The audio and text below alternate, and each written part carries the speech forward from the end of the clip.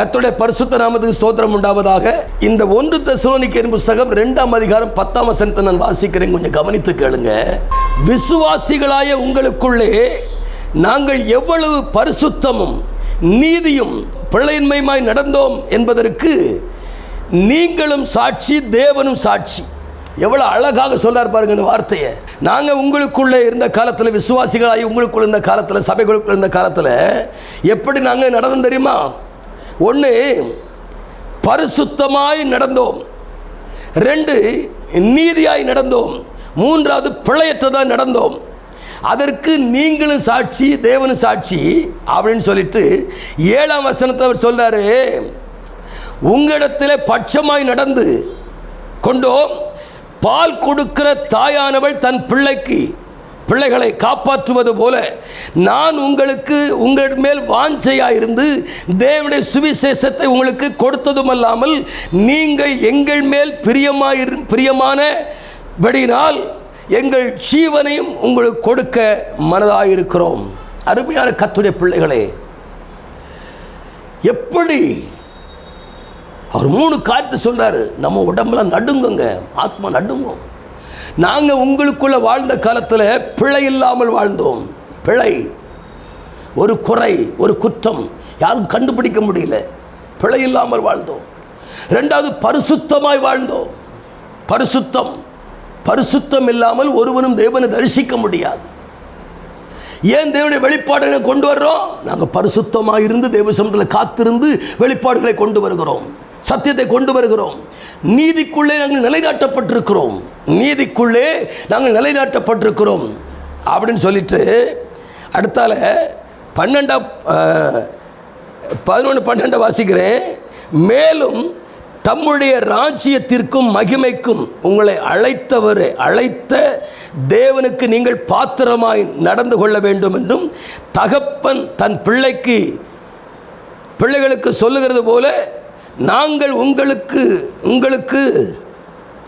ஒவ்வொருவருக்கும் புத்தியையும் தேறுதலும் எச்சரிப்பையும் சொன்னதை அறிந்திருக்கிறீர்களே. அருமையான கர்த்தருடைய ஜனமே, தெசலோனிக்கே சபைக்கு பவுல் அப்போஸ்தலன் அநேக காரியங்களை தெளிவுபடுத்துகிறார். நாங்கள் சபையில் இருந்தபொழுது இப்படி இருந்தோம். சத்தியத்தை உங்களுக்கு எப்படி கொடுத்தோம்னா, ஒரு தாயானவள் தன் பிள்ளைக்கு பால் ஊட்டுவது போல சத்தியத்தை உங்களுக்கு கொடுத்தோம். அடுத்தால தேவனுடைய ராஜ்யத்திற்கு நீங்க மகிமைக்கு பாத்திரவான்களாய் நடந்து கொள்ள வேண்டும் என்று உங்களை எச்சரித்தோம், புத்தி சொன்னோம். காலம் நிறைவேற போகிறது. கர்த்தருடைய வருகை சமீபத்திருக்கிறது. சபைகளை கர்த்தர் எடுத்துக்கொள்ள வருகிறார். சபை எடுத்துக்கொள்ளப்படும் பொழுது சோத்திரம், பூமியில பூரா எல்லாம் அந்தகாரமாயிரும், வெளிச்சமே இராது. இதெல்லாம் கருத்தில் கொண்டு தெசலோனிக்கே சபை மாதிரியாய் வாழ்ந்த சபை, விக்கிரகத்தை விட்டு மனம் திரும்பி வந்த சபை, ஊழியக்காரரையும் கர்த்தரையும் பின்பற்றின சபை. கொஞ்சம் சிந்தித்து பாருங்க. இந்த 1 தெசலோனிக்கேயரை கொஞ்சம் நீங்க கவனித்து பாருங்க, வாசித்து பாருங்க. கர்த்தர் அநேக காரியங்களை தெளிவுபடுத்துவார். எவ்வளவு அழகா சொல்றாரு. உபத்திரவத்தில் வசனத்தை கற்றுக்கொண்டவங்க, கர்த்தரையும் ஊழியக்காரனையும் பின்பற்றினவங்க, அடுத்த மாதிரியா இருந்தவங்க. சபை மாதிரியா இருக்குது. விக்கிரகத்தை விட்டு வெளியே வந்த பிறகு அதுக்குள்ள போகல.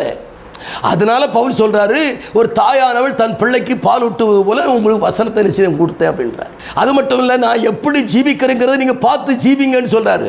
உங்களுக்கு உள்ள நாங்கள் இருந்தோம் இல்லையா, அப்ப பிழை இல்லாமல் வாழ்ந்தோம் இல்லையா, ஒருவனுடைய பொருளை வஞ்சிக்கல, எனக்கு அதை தாண்டி இது தாண்டி கேட்கல, கரையற்ற ஒரு வாழ்க்கை வாழ்ந்தோம் இல்லையா. அப்படி வாழ கற்றுக்கொள்ளுங்கள். நம்பர் 1. 2வது, பரிசுத்தமாய் வாழுங்க. தேவனோடு இருக்கிற உறவுக்கு மிக முக்கியம் பரிசுத்தம். 3வது, நீதி. இந்த வசனத்தின் மேல ரொம்ப கவனமா இருங்க. அப்படி நீங்க செய்வீங்கன்னா மற்ற சபைகளை விட நீங்க சிறந்தவர்களாய் மாறுவீங்க. ஆமென். உங்க சபை எப்படி இருக்குது? நீங்க எப்படி இருக்கீங்க? விசுவாசிகளே, கர்த்தருடைய பிள்ளைகளே, ஊழியக்காரரே எப்படி இருக்கீங்க? நாம் ஜெபிப்போம். மகா பரிசுத்தமும் கிருபையும் இரக்கம் நிறைந்த அன்பு பிதாவே, ஆசீர்வதிக்கப்பட்ட அருமையான இந்த மனமகிழ்ச்சியான காலவெளியில் தெசலோனிக்கே சபையை குறித்த சில காரியங்களை எங்களோடு கூட தெளிவுபடுத்துகிறீர். உமக்கு ஸ்தோத்திரம். நாங்கள் தெளிந்த சிந்தையாக இருந்து தொடர்ந்து நம்முடைய வசனத்தை பின்பற்றி, உண்மை பின்பற்றி, ஊழியக்காரனை பின்பற்றி தொடர்ந்து வர கர்த்தர் உதவி செய்திருக்கு. மக்கள் ஸ்தோத்திரம். கனப்படுத்துங்க, ஆசீர்வதிங்க, பெரிய காரியங்களை செய்யுங்க. நன்மை கிருபையும் தோற்று இயேசுவின் நாமத்தில் பிதாவே. ஆமேன், ஆமேன். God bless you.